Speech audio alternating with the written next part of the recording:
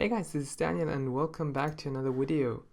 Today I want to show you one of the projects that I worked on in the past few days and weeks, and there are some interesting parts again that I want to point out, so let's take a look. So once again I worked on a character as always, and as you can see this time I put lots of work into the details of this character. I improved the face in general.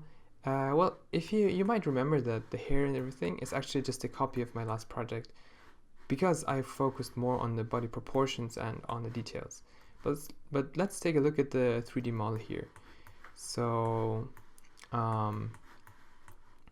what's interesting about this character in particular is how I used various kinds of techniques like close simulations and sculpting, all of them together to get this result here.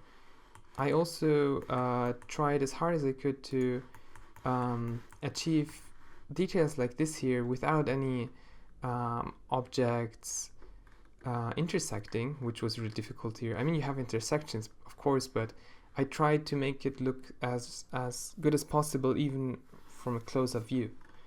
So we also have wrinkles in this kind of cloth that is really tight, and also I have a skirt with lots of big wrinkles, so two very different situations that need all kinds of different treatment. And well, there you have some shoes that are also quite complex. So all in all, this is a very high poly character, and actually I've also went as far as making the whole thing here to low poly. So this is the same character, just a low poly version of it. So here's the wireframe, just so that you know what the other one looks like. Let's go back for a second, and this part is fairly simple, but if you look at the skirt or even at the body object, you know, it's really, it has lots of details and it was pretty difficult to work with. So the making the low poly was more or less the progress of retopology. And another thing that I put lots of time in was the UV layout. So this is also one of the first time, it might be the first time that I really did it properly. So you can see here that everything that has the same color is the same kind of material. So I tried to group the hair, I tried to group the skin parts and some other areas, and as you can see I'm filling a lot of the space, and there's not much that is wasted, and at least I know that it's much more efficient than the automatic layout. And if you would export it, you could also paint it by hand without having too many problems identifying the area. And there were a couple of issues though. For example, when I baked a normal map, it's not done obviously. There were some issues with intersections, as for example here.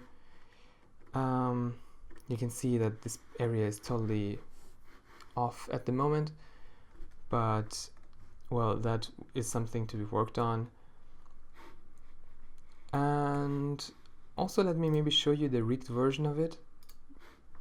So this is the same thing rigged, and there's a little animation. So the way I solved the skirt was by rigging it, and that was again a very difficult progress because you have many parts that aren't even connected, and you really have to go in and do the weight painting by hand, and it was quite difficult to figure out some weights that work. But in the end it kind of turned out okay. I have to say I'm not very proud of the rigging job, but at least the modeling in first place was quite good. So finally, so one last thing so that you can learn something from it, I want to give you some references for the topology. For example, the face. Maybe you've seen it in a video before, but let me turn on the mirror thing. This is how the topology looks like. I found this won't work good in particular. I worked a lot on the silhouette this time to make it really look good from any angle, and Well, as for the body, I didn't really have a topology here at this point. I just sculpted it, or actually, what was it? I think I started with the base mesh to define the topology in a rough way, and then I added detail by sculpting it. And once I had the body, I used retopology techniques to create this shell, but deformed it in a way that would look like cloth. For the skirt, I used clothes simulations, and once those were done in a very high resolution, I used retopology to get those details in. And yeah, I guess that's about it. Maybe the hand, but the hand is nothing new either. That's something you've seen before. You can see that I like to put my characters together from different parts, and once I go to low poly, I just merge them in my retopology progress. That's also something you might want to remember. Alright, I think that's it for this video. Actually, I just wanted to show you this project, which was actually part of a bigger project that I will be talking more about in the future. It's a really big thing that me and a small team are working on, but just look forward to that. I will be showing more details on that very soon. So until then, have a nice day. Thanks for watching as always.